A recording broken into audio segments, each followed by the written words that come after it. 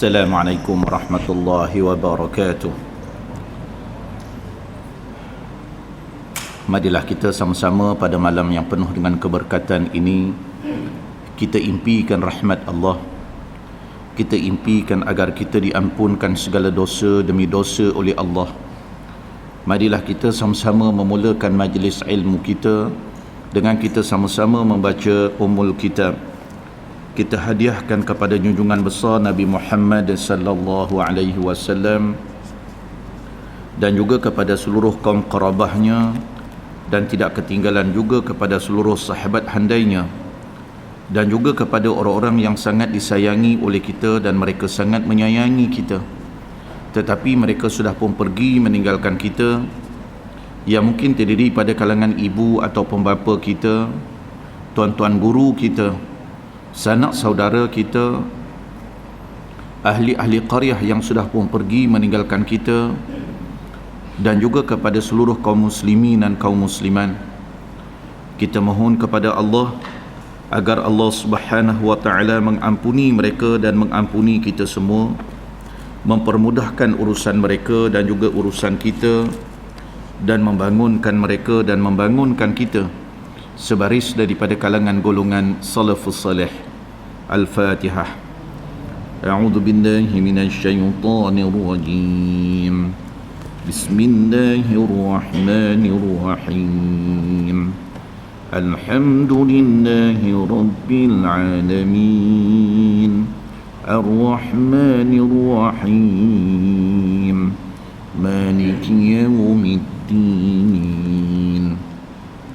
إياك نعبد وإياك نستعين اهدنا الصراط المستقيم صراط الذين أنعمت عليهم غير المغضوب عليهم ولا الضالين.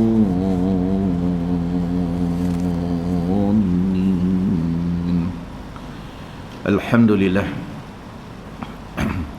wassalatu wassalamu ala rasulillah.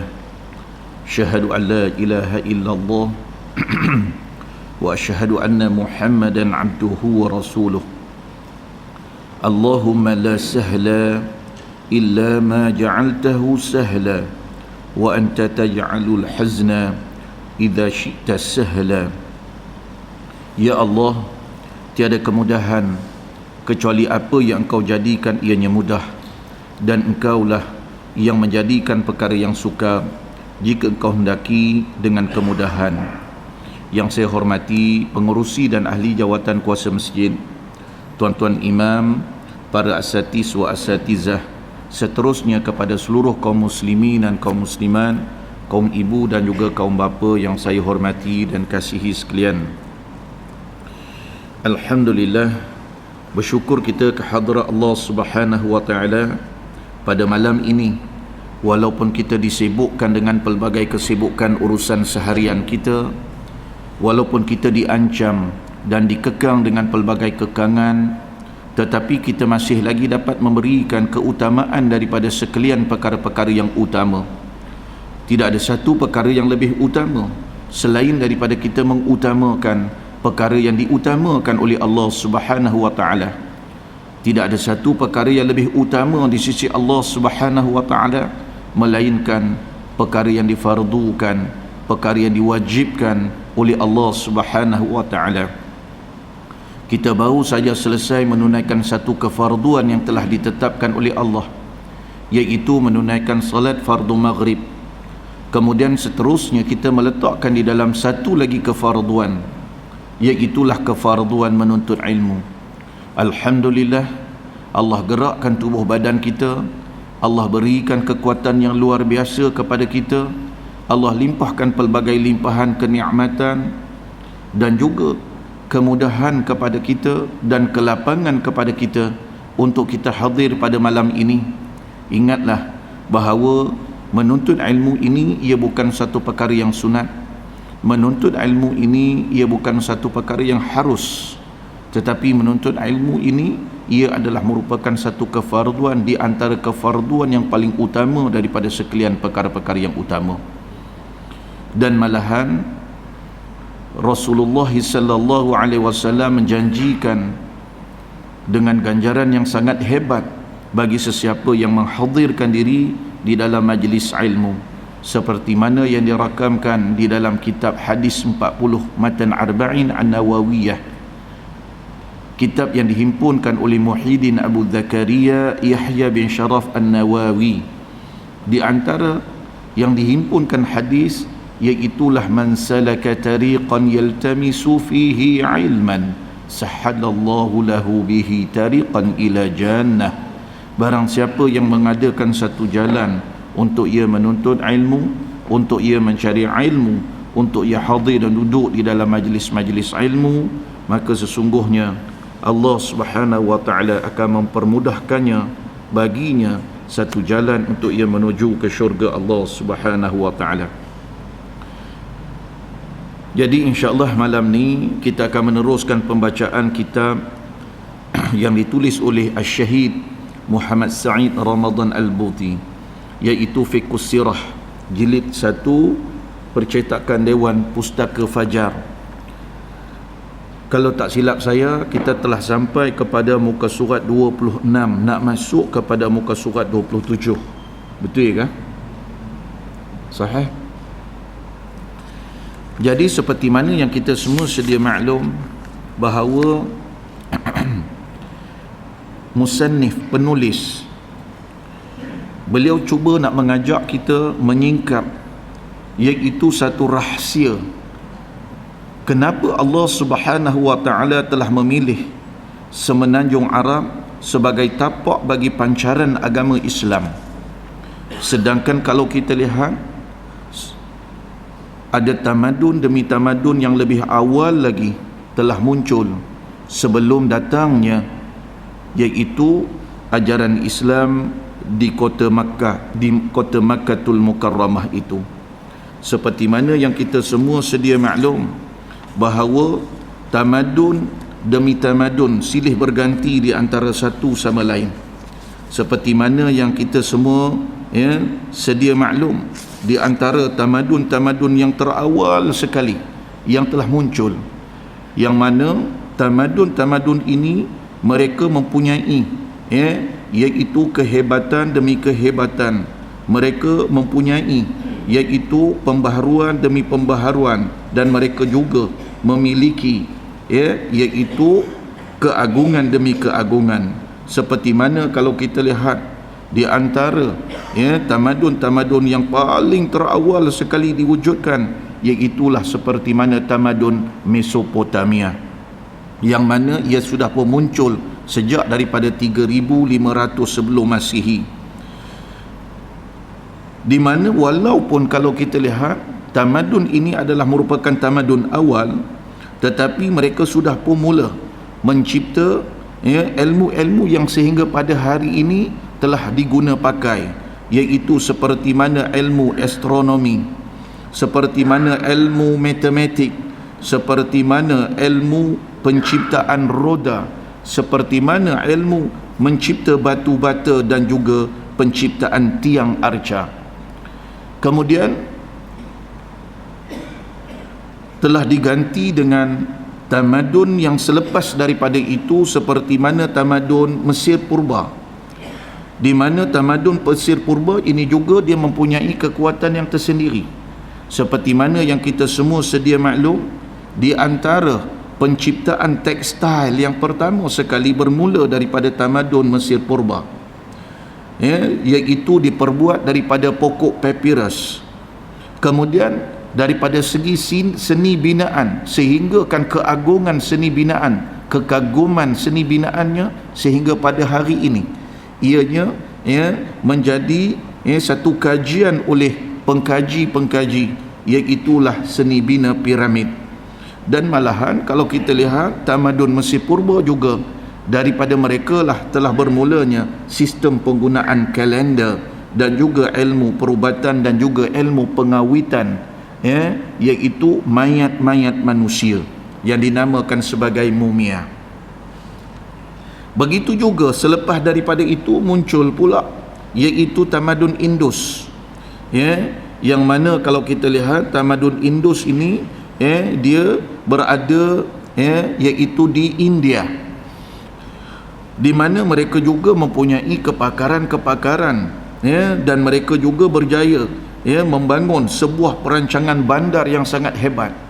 Pernah difilmkan, iaitu sebuah filem yang dinamakan sebagai Mohenjo-daro, kalau tak silap saya, di mana tuan-tuan sekalian, mereka juga telah mencipta bagaimana bermulanya penciptaan penggunaan api di dalam pelbagai perindustrian.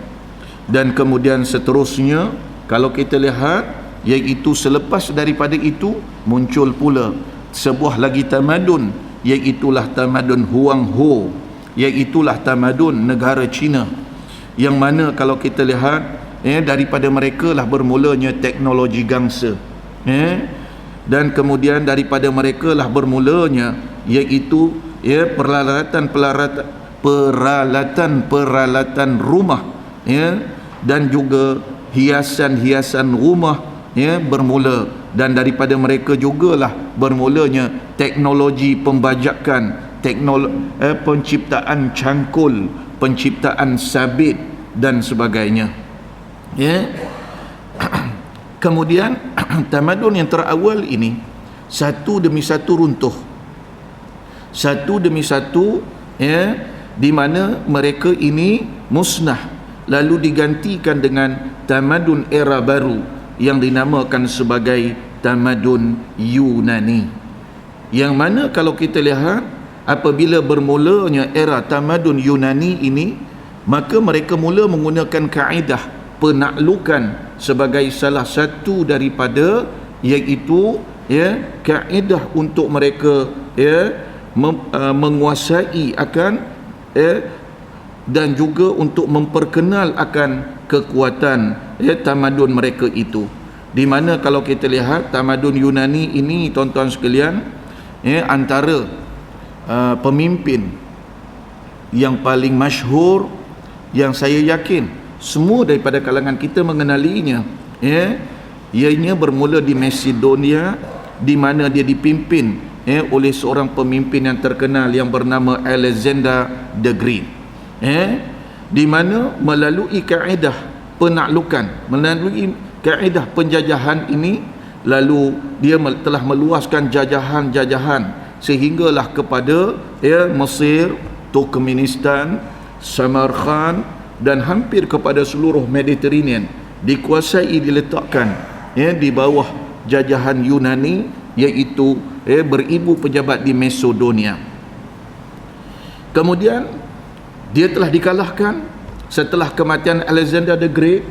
Tamadun Yunani, kerajaan Yunani telah pun musnah, lalu beliau telah diganti pula dengan satu lagi tamadun, iaitulah yang dinamakan sebagai kerajaan Rom, yang mana seperti mana kita semua sedia maklum, di antara pemimpin yang sangat masyhur, iaitu yang dinamakan sebagai Julius Caesar, di mana Julius Caesar ini dia juga menggunakan kaedah yang sama, menggunakan kaedah penaklukan, menggunakan kaedah penjajahan, di mana penjajahannya semakin luas sehinggalah mereka berjaya menakluki iaitu bumi Syam. Mereka juga menakluki Mesir, Perancis, Britain, Jerman, dan malahan mereka juga mampu berjaya menguasai iaitulah Afrika Utara. Masya Allah. Kalau kita lihat pada muka surat 26, penulis cuba nak menggambarkan kepada kita iaitu tentang suasana bagaimana tamadun awal sebelum kelahiran Nabi Muhammad sallallahu alaihi wasallam ini, di mana selepas muncul satu kerajaan, lalu kerajaan itu musnah digantikan dengan satu kerajaan yang lain, lalu kerajaan itu musnah digantikan dengan satu kerajaan yang lain, di mana kalau kita lihat ini tidak lain dan tidak bukan, kita rujuk kembali kepada sebuah hadis baginda Rasulullah sallallahu alaihi wasallam, di mana Rasulullah sallallahu alaihi wasallam mengingatkan kepada kita, sayusibu ummati da'ul umam, faqalu ya Rasulullah wa ma da'ul umam. Rasulullah SAW berkata, menasihati kita, nak beritahu kepada kita, iaitu ada 5 penyakit umat-umat yang terdahulu. Maka kerana itu, kalau kita lihat daripada satu tamadun runtuh diganti dengan tamadun yang lain, kemudian tamadun itu runtuh digantikan dengan tamadun yang lain, daripada sebuah kerajaan yang hebat musnah lalu digantikan dengan sebuah kerajaan yang lain.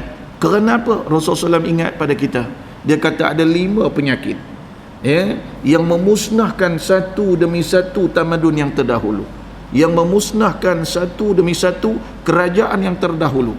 Rasulullah SAW kata, sayusibu ummati da'ul umam, umatku akan ditimpa penyakit-penyakit yang pernah menimpa umat-umat dahulu.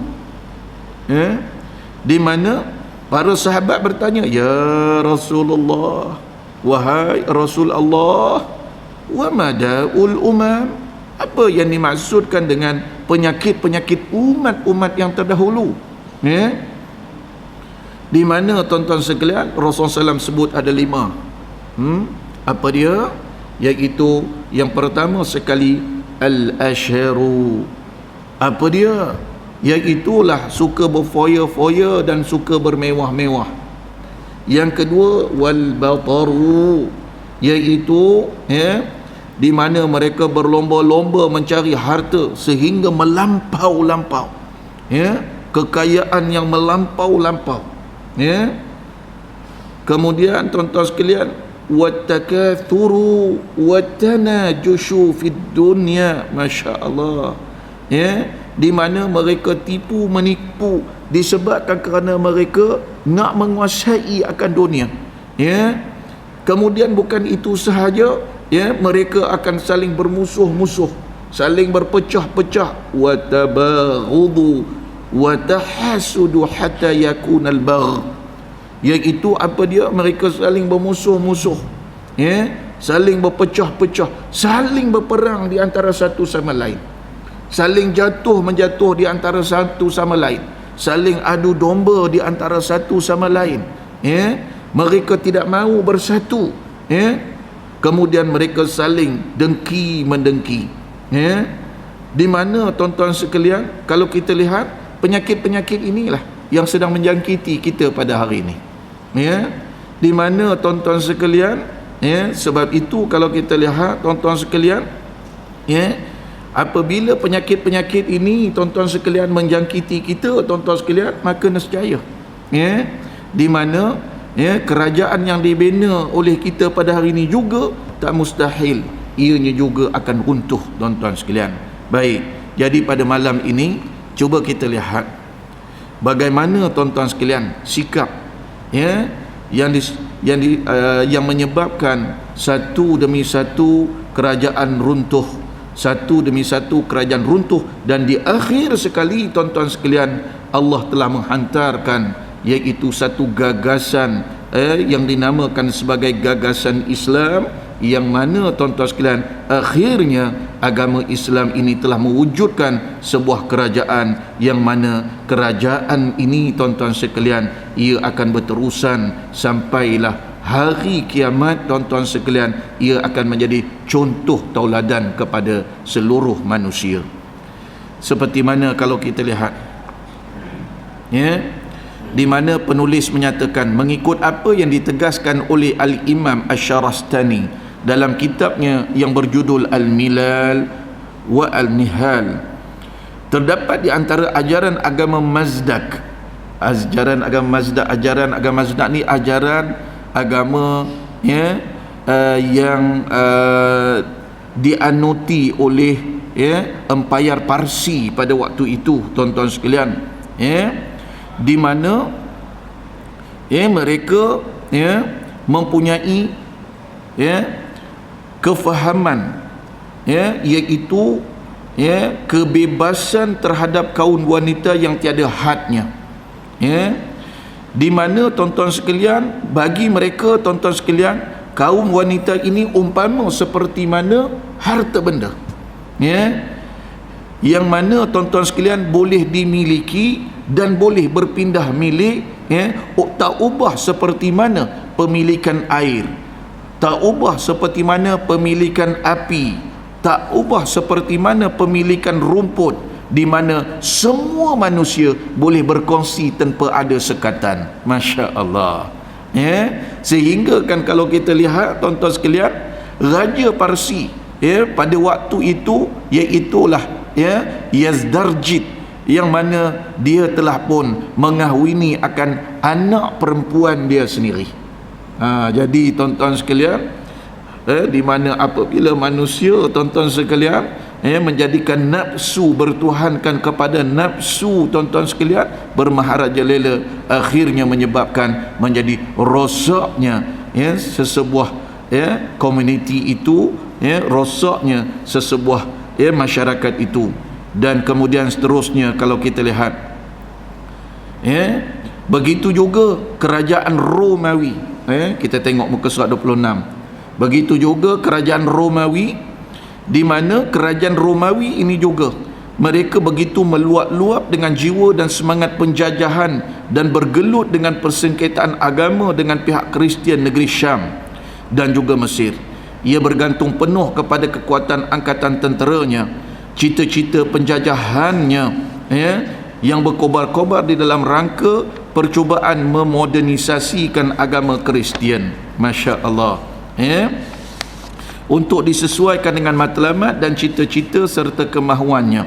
Jadi, ya, kalau kita lihat Parsi ini, ya, mereka ini berhadapan dengan masalah akhlak, ya, di mana tuan-tuan sekalian, mereka ini juga berhadapan dengan masalah bermewah-mewah, ya, mereka ini juga berhadapan dengan masalah, ya, iaitu tuan-tuan sekalian, ya, menjadikan, ya, harta-harta negara ini adalah menjadi milik kepada pemerintah, milik kepada raja, manakala rakyat jelata menjadi papa kedana. Ya, pernah di dalam satu lawatan, ya, apabila mereka memasuki istana Raja Parwis, ada seorang Raja Parsi waktu tu, ya, nama dia Raja Parwis, ya, di mana tuan-tuan sekalian bila masuk sahaja, ke dalam istana tersebut, ya, bahawa lampu-lampu, ya, di dalam istana tersebut adalah diperbuat daripada emas dan juga perak, manakala tabir-tabir dan langsir-langsirnya diperbuat daripada bulu-bulu binatang, ya, dan malahan pakaian-pakaian, istana tersebut diperbuat daripada emas, lantainya pula diperbuat daripada permata dan juga delima. Masya Allah, ya, terlalu bermewah-mewah. Manakala bagi golongan, ya, kerajaan Rom pula, mereka berbeza.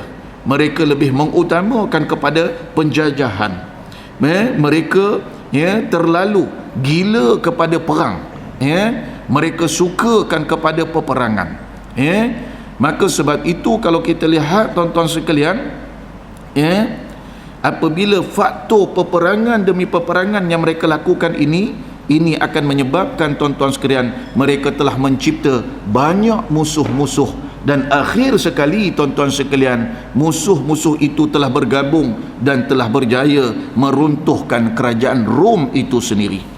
Dengan penjajahan demi penjajahan, peperangan demi peperangan, lalu, mereka telah memunculkan sifat dendam, kesumat terhadap, ya, iaitu negara-negara yang mereka pernah jajah, kerana, ya, mereka bukan sekadar menjajah dan mengambil hasil mahsul negara-negara yang mereka jajah, tetapi mereka telah membunuh anak-anak kecil, ya, mereka telah membunuh, ya, wanita-wanita, mereka juga telah membunuh orang-orang tua. Dan akhir sekali tuan-tuan sekalian, maka tanah-tanah jajahan ini telah bangkit tuan-tuan sekalian, dan akhirnya telah berlaku peperangan, lalu akhirnya musnah dan runtuh kerajaan Rom ini tuan-tuan sekalian, ya.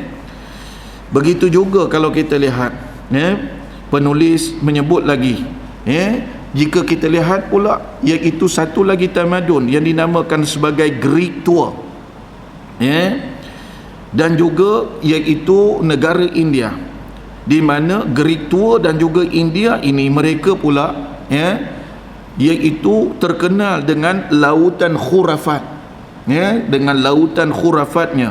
Mereka ini adalah beragama dengan agama-agama iaitu kepercayaan demi kepercayaan terhadap dewa-dewa, dan mereka ini sangat menyukai akan iaitu perkara-perkara yang bersifat dongeng, sehingga kan kalau kita lihat iaitu seorang profesor yang bernama Abu Hassan An-Nadwi, di mana beliau telah menegaskan bahawa ahli sejarah dan juga pengarang sebulat suara mengatakan bahawa yang India di permulaan abad ke-6 telah terlantar ke lembah kemerosotan agama, akhlak dan juga kemasyarakatan. India bersama jiran tetangganya dan saudaranya juga telah mengambil bahagian di dalam memerosotkan akhlak dan juga kemasyarakatan.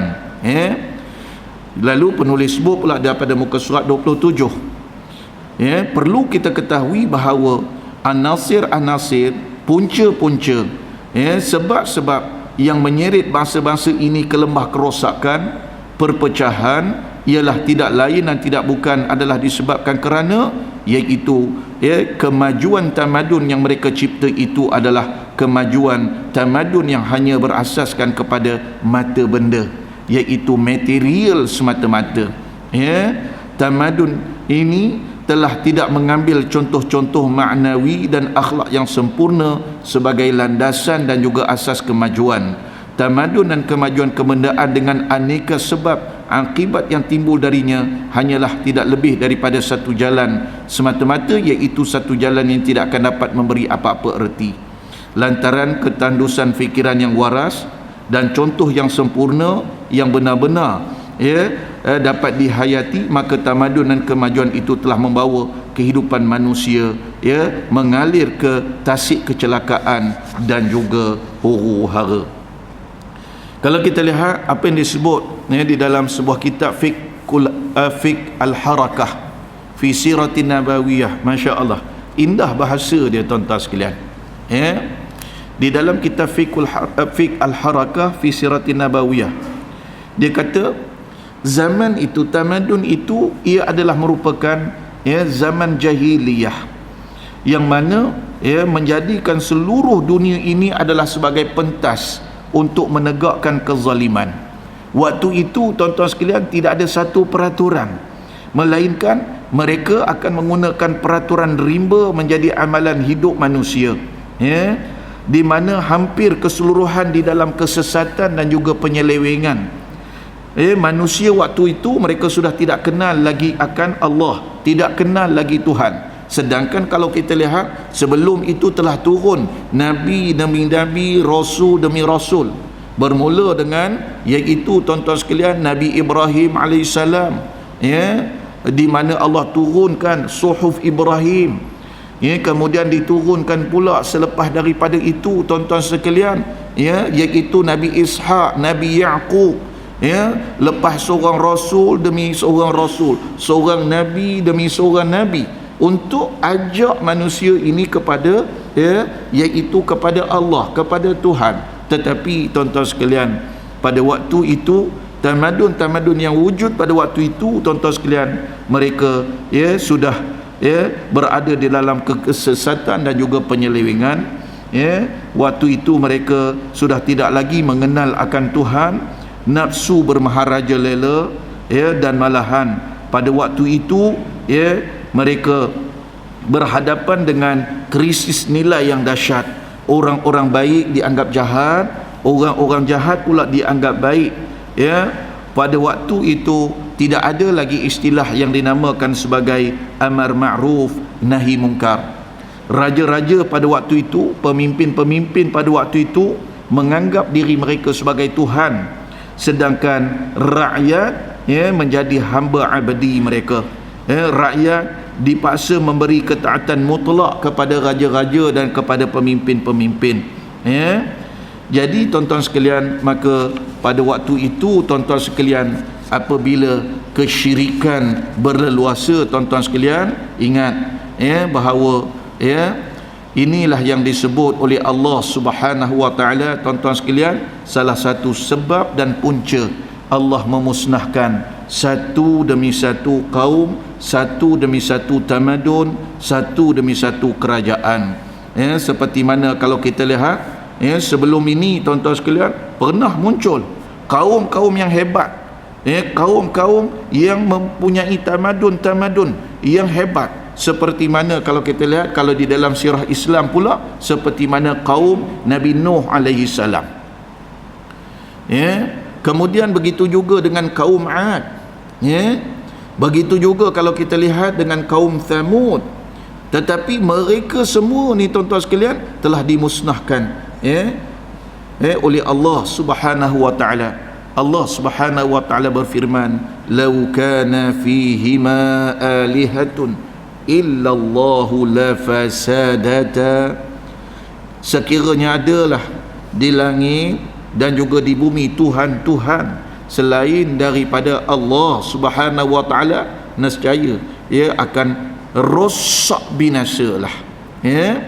Jadi tuan-tuan sekalian, maka sebab itu kalau kita lihat di antara sebab dan punca, tuan-tuan sekalian, yang pertama sekali ialah disebabkan kerana iaitu kesyirikan yang mereka lakukan.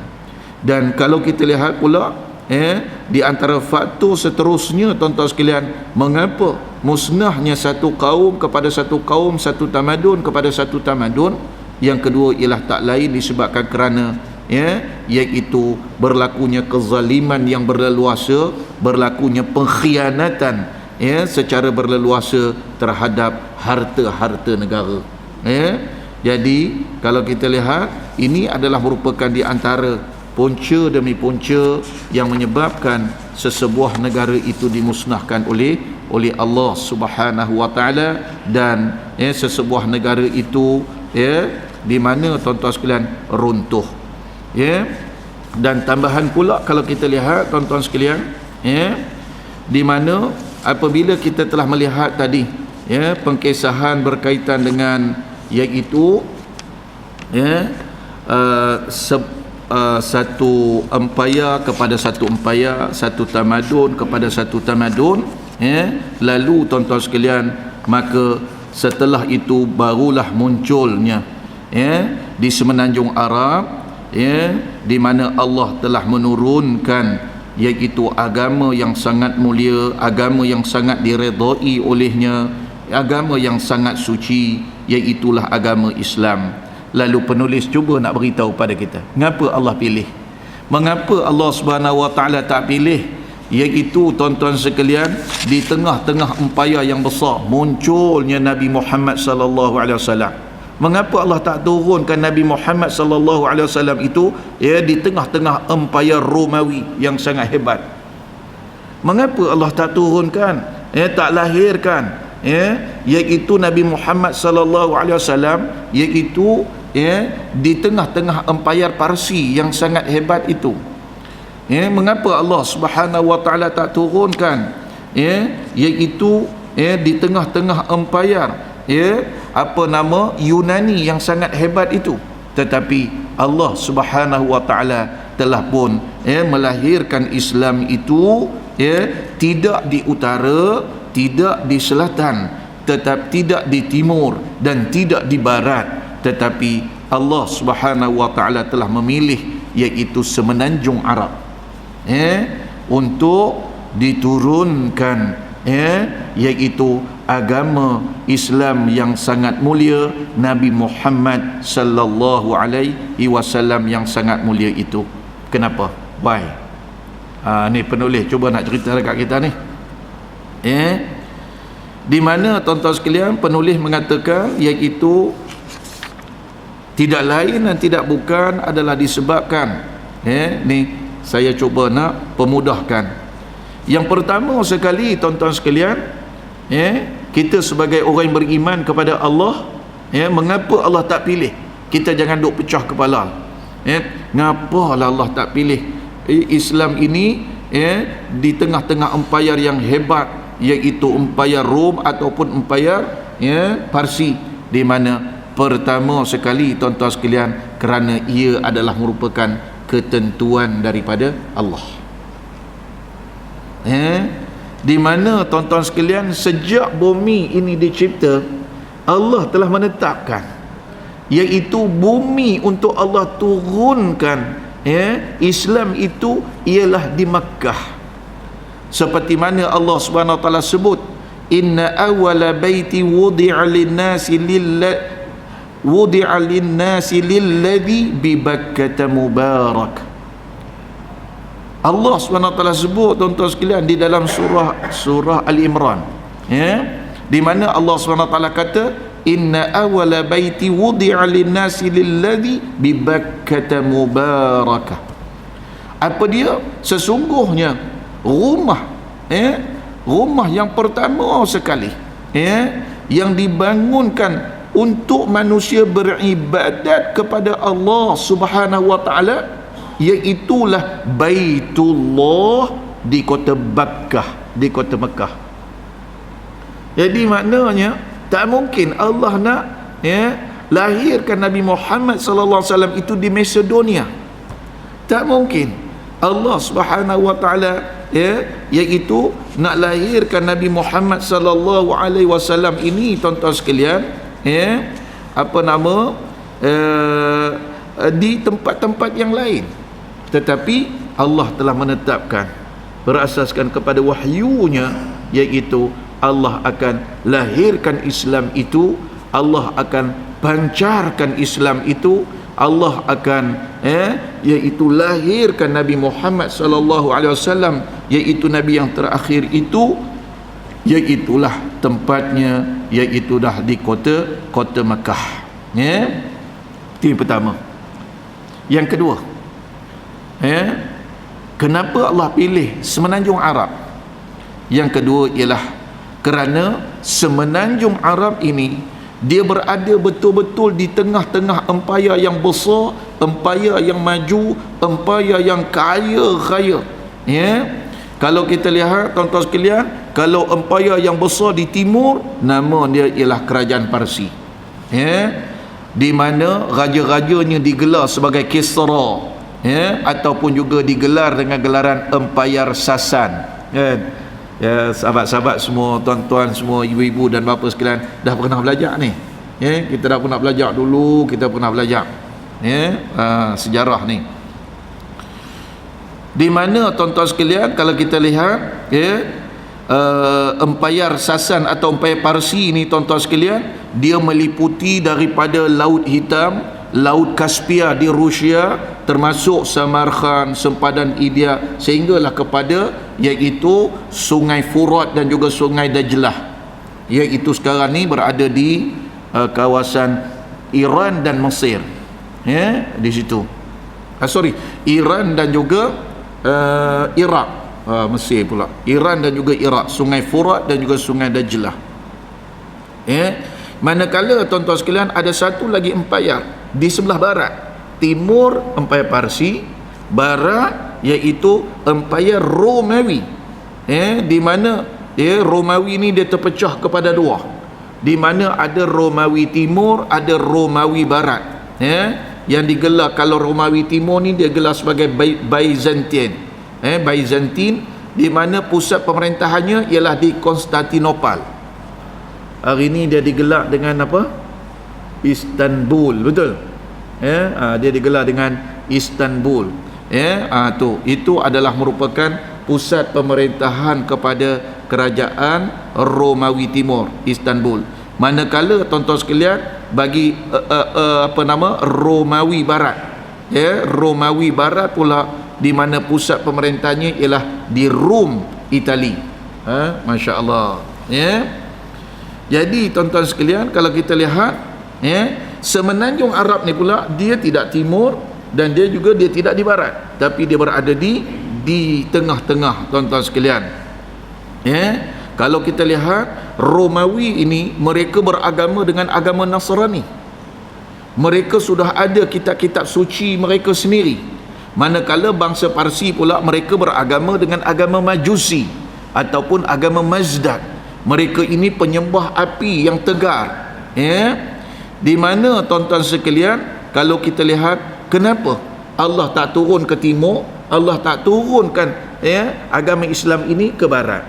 Yang pertama tuan-tuan sekalian, ini pengkaji-pengkaji membuat kajian, dia kata yang pertama sekali ialah disebabkan kerana kedua-dua empayar tersebut sudah ada agama rasmi mereka itu, iaitu agama Nasrani dan juga agama Majusi. Maka sukar untuk digugat akan pegangan yang telah berakar umbi dan juga yang telah pun menyebabkan akal fikiran mereka sudah tidak boleh lagi menerima sesuatu yang lain selain daripada apa yang telah mereka pegangi itu.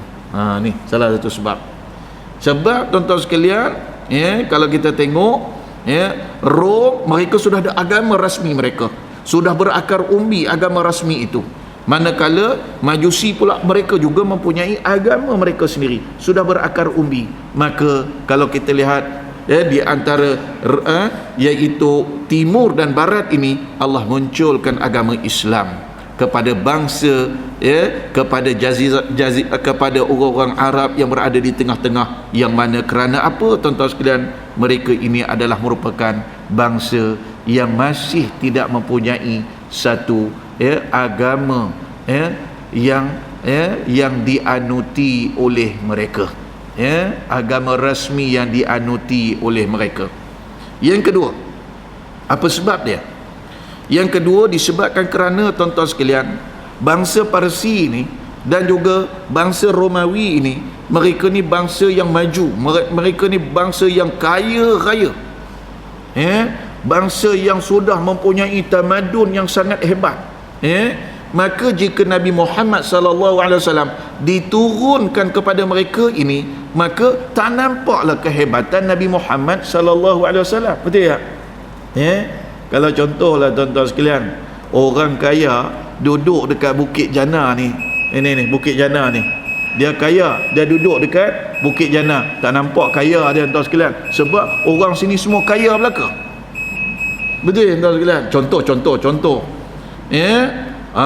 Orang sini tu dia kereta besar-besar, rumah besar-besar, tapi orang kaya kalau dia pakat duduk dekat Jelai, tempat saya tu Batu Kurau, dia kaya, dia bina rumah banglo besar, dia di mana dia landing kereta, kereta besar-besar, orang pakat, kaya dia.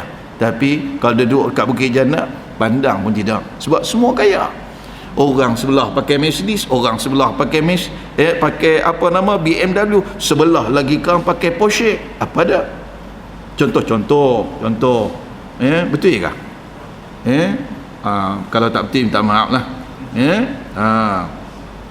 Jadi tuan-tuan sekalian, tambah kalau orang kaya, kalau duduk dekat Expo kan, Kampung Expo, jadi nampak kaya dia, sebab orang Kampung Expo ni dia tak berapa nak kaya. Dia kira Expo je. Baik, orang sini main bukit-bukit ya. Okey. Jadi tuan-tuan sekalian, sebab itu bila bangsa Parsi ni, bangsa Romawi ni, bangsa dia maju-maju, kaya-kaya, tamadun hebat. Jadi kalau diturunkan Nabi Muhammad sallallahu alaihi wasallam itu di dalam tamadun Parsi ataupun di dalam tamadun Romawi itu, maka tak nampak keistimewaan, kehebatan Nabi Muhammad sallallahu alaihi wasallam. Orang pun kata dia duduk tempat orang kaya memang hebat. Okey gitu. Ni dia duduk dekat tempat orang miskin tuan-tuan sekalian, tapi mampu menjadikan bangsa itu menjadi bangsa yang kaya. Dia duduk di dalam masyarakat semenanjung Arab yang jauh tidak ada sebarang tamadun tuan-tuan sekalian, tapi Nabi Muhammad SAW berjaya mewujudkan satu tamadun yang hebat tuan-tuan sekalian, sehingga berjaya mengalahkan timur, mengalahkan barat, mengalahkan Romawi, mengalahkan Parsi. Baru orang nampak, hebat betul Nabi Muhammad sallallahu alaihi wasallam. Tamadun Rom yang hebat dikalahkan, tamadun Parsi yang hebat dikalahkan, sedangkan daripada iaitu bangsa yang tidak hebat, bangsa yang tidak bertamadun, bangsa yang tidak maju, bangsa yang tidak kaya raya, tetapi Nabi Muhammad SAW telah berjaya menjadikan bangsa Arab bangsa yang maju, bangsa yang hebat, bangsa yang bertamadun, dan malahan berjaya mengalahkan tamadun-tamadun yang lain. Boleh nampak? Faktor yang ketiga apa dia? Mengapa Allah pilih Semenanjung Arab? Faktor yang ketiga kerana kedua-dua empayar ni mereka seringkali berperang, asyik perang aja. Jadi kalau sekiranya Nabi Muhammad sallallahu alaihi wasallam dilahirkan iaitu di dalam empayar Parsi atau Romawi, nescaya Islam ni takkan mampu nak berkembang. Kerana sentiasa orang ini mengalahkan orang ini, orang sana mengalahkan orang sini, orang sini bunuh orang sana bunuh orang sini, orang sini ada agenda nak menakluk daerah sana ada agenda nak menakluk daerah sini. Jadi sudah tentu sibuk dengan keadaan peperangan, penaklukan, penjajahan, tidak ada ketenteraman, maka sukar agama nak berkembang di negara yang tidak tenteram. Maka Allah pilih Semenanjung Arab.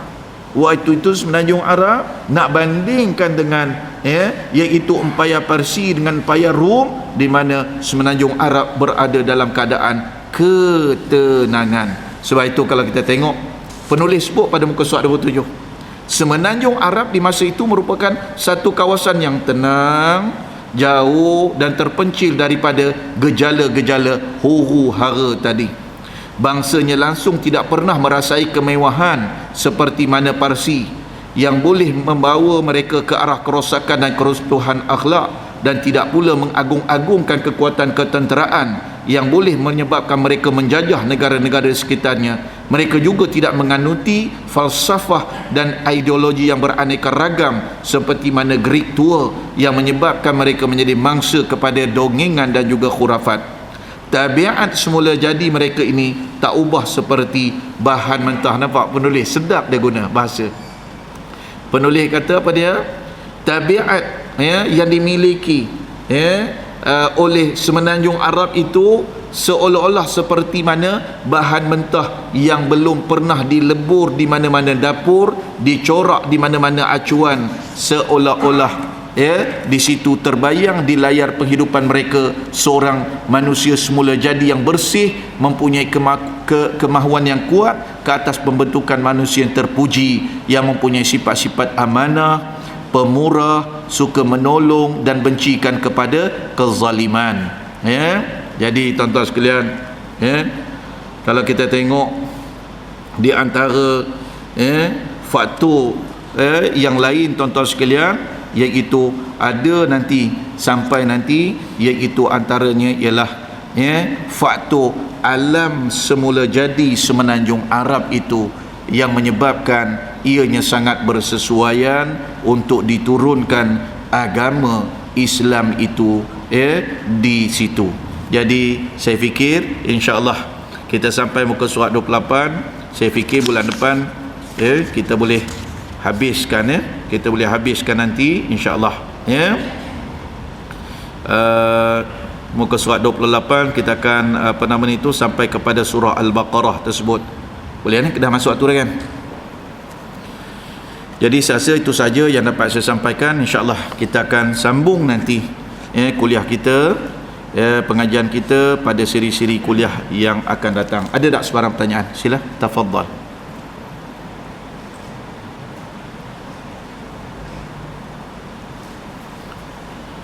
Baik, kalau tak ada, seperti mana biasalah tuan-tuan sekalian, ada sedikit hebahan, di mana seperti mana biasa Mahat Tahfiz saya ada membawa produk-produk. Jadi kalau sekiranya siapa yang nak membantu Mahat Tahfiz dengan cara membeli sambil menyumbang, di mana saya ada bawa ayam kampung ada, yang Mahat Tahfiz saya ternak sendiri, kemudian telur masin pun ada, kemudian telur itik mentah pun ada, kemudian sabun basuh pun ada. Jadi kalau sekiranya siapa nak Jadi bolehlah dapatkan selepas daripada kuliah ini insya-Allah. Jadi saya fikir itu saja. Sekian, wabillahi taufik wal hidayah. Wassalamualaikum warahmatullahi wabarakatuh. A'udzu billahi minasyaitonir rajim. Bismillahirrahmanirrahim. Alhamdulillahi rabbil alamin. Allahumma inni a'udzu bika min 'ilmin la yanfa' wa qalbin la yakhsha wa du'a'in la yusma' wa 'amalin la yurfa'. Rabbana atina fid dunya hasanah wa fil akhirati hasanatan wa qina 'adzabannar. Walhamdulillahi rabbil alamin. Takabbalallah.